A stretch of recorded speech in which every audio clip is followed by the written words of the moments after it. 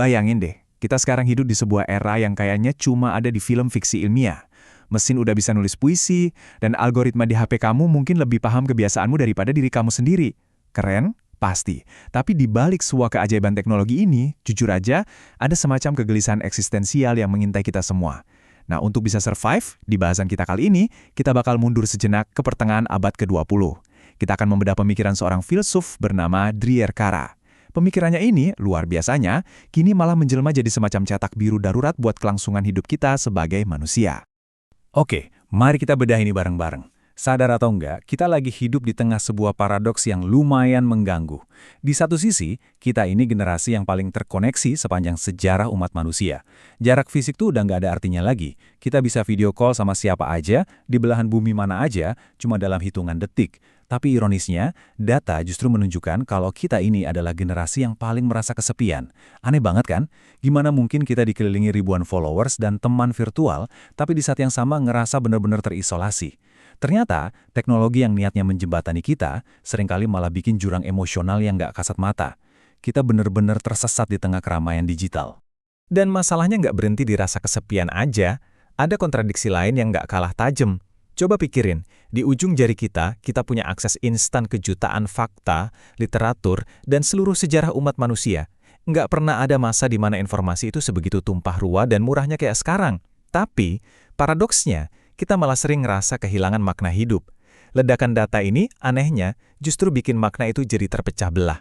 Manusia modern tahu banyak hal. Kita tahu cara memecah atom, kita bisa nerbangin robot ke Mars, tapi makin kesini, kita makin bingung sebenarnya kita ini hidup buat apa. Ada semacam kehampaan absolut justru di saat kita lagi berenang di lautan informasi. Nah, untuk ngejawab rasa hampa tadi, Driyarkara masuk dengan sebuah konsep yang sangat fundamental. Dia ngajak kita menggeser fokus dari layar gadget kembali ke esensi terdalam kita. Di matanya, kamu itu bukan sekedar angka statistik, bukan cuma user di dalam sistem digital, dan pastinya bukan sekedar mesin pencetak uang. Driyarkara memperkenalkan ide bahwa menjadi manusia itu adalah sebuah proyek eksistensial. Apa sih maksudnya? Maksudnya gini, kita tuh nggak lahir ke dunia ini dalam keadaan udah jadi atau selesai. Kita nggak otomatis jadi manusia seutuhnya cuma karena kita bisa napas. Kita harus dibentuk, kita butuh dididik, diuji lewat hubungan kita dengan orang lain, dan yang paling penting, ditempa lewat berbagai konflik moral. Jadi, menjadi manusia itu adalah proses menjadi yang terus-menerus. Kadang emang berdarah-darah, tapi ya disitulah letak keindahannya.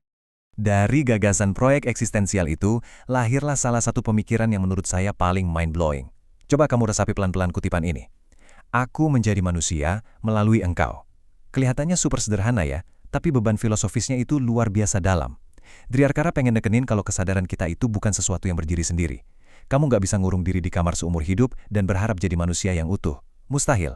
Identitas kita, kesadaran kita, kemanusiaan kita, itu semua cuma bisa terwujud lewat koneksi dan interaksi kita sama orang lain.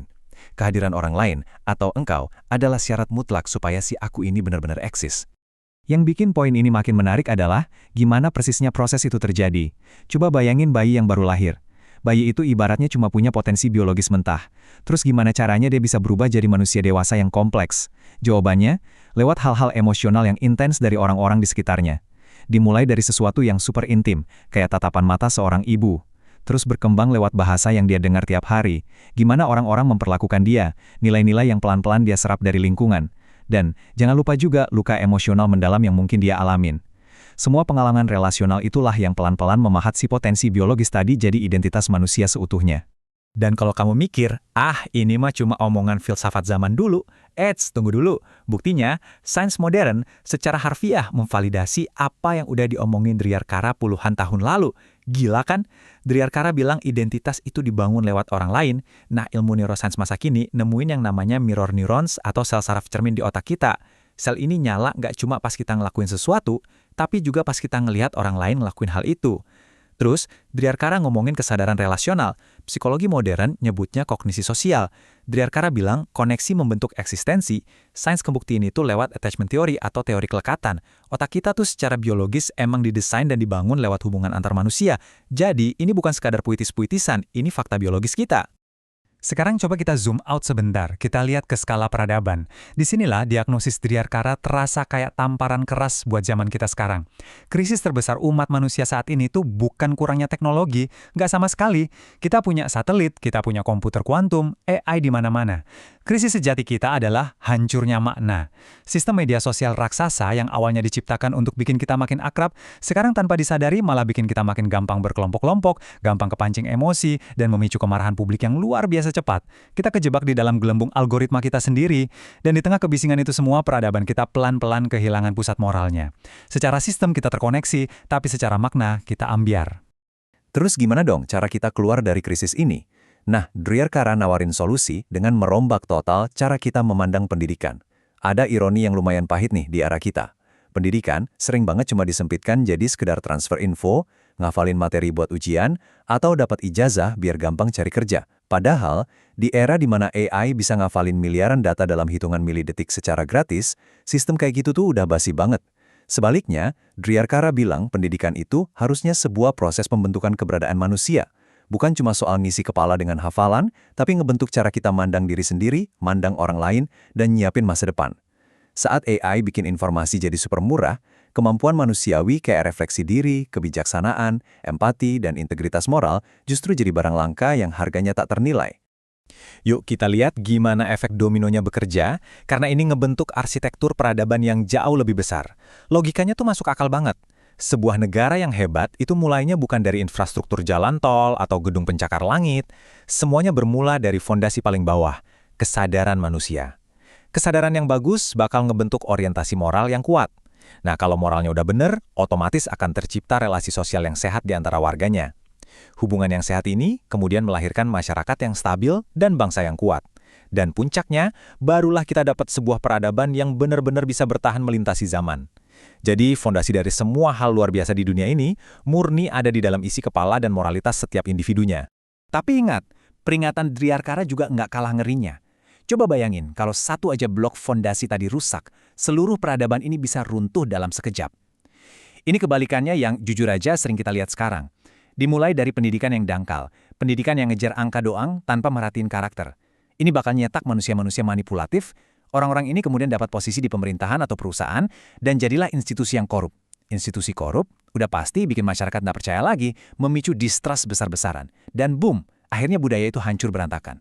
Dari luar, sebuah negara mungkin kelihatan keren banget, malnya jadi gede, ekonominya triliunan. Tapi dari dalam, kalau urutan ini lagi terjadi, peradaban itu sebenarnya cuma cangkang kosong yang lagi membusuk. Dan disinilah pemikiran Dryarkara membantu kita ngelihat posisi kita di era AI sekarang. Kita harus stop mikir pakai narasi usang manusia versus AI. Bukan gitu cara mainnya. AI itu harusnya kita lihat sebagai penguat kognitif. Dia itu super cepat, gila produktivitasnya, dan analitis banget. Dia bisa ngeproses data yang nggak mungkin sanggup dicerna otak kita. Tapi ada satu hal yang AI nggak punya dan nggak akan pernah punya, pengalaman eksistensial, rasa bersalah, dan beban tanggung jawab moral. Makanya peran mutlak kita sebagai manusia adalah menjadi navigator moralnya. Kalau kita gagal jadi navigator dan cuma ngikutin arus algoritma, teknologi sehebat apapun malah cuma bakal mempercepat datangnya kekacauan. Jadi, poin krusialnya adalah gimana caranya kita survive. Gimana kita bisa ngebentengin diri dari berisiknya algoritma, hoax yang bertebaran, dan rasa takut yang gampang banget nyebar. Dryarkara ngingetin, pertahanan terbaik kita tuh bukan bikin algoritma yang lebih canggih buat ngelawan algoritma lain, tapi dengan melatih otot kemanusiaan kita. Kita harus belajar lagi caranya berdialog, bener-bener dengerin orang bukan cuma nunggu giliran ngomong. Luangin waktu buat hening dan refleksi diri. Belajar ngerem impuls di saat semua aplikasi di HP kita didesain buat bikin kita reaktif. Proaktif ngembangin empati, dan yang paling menantang, berani ngambil keputusan berlandaskan kompos moral yang bener. Ini nih senjata utama kita, supaya nggak gampang hanyut. Pada akhirnya, eksplorasi kita menyelami pemikiran Dryarkara ini bawa kita ke satu renungan yang lumayan bikin merinding. Di saat orang-orang sibuk berlomba nanya, wah teknologi masa depan bakal secanggih apa ya? Dryarkara justru nantang kita dengan pertanyaan yang jauh lebih berat. Di tengah dunia yang makin berisik tapi kerasa kosong ini, di tengah algoritma yang terus-terusan nyuapin otak kita 24 jam sehari, pertanyaan terbesarnya justru adalah, manusia seperti apa sih yang lagi kita ciptain sekarang ini? Sebuah pertanyaan mendalam yang jawabannya tentu aja ada di tangan kamu.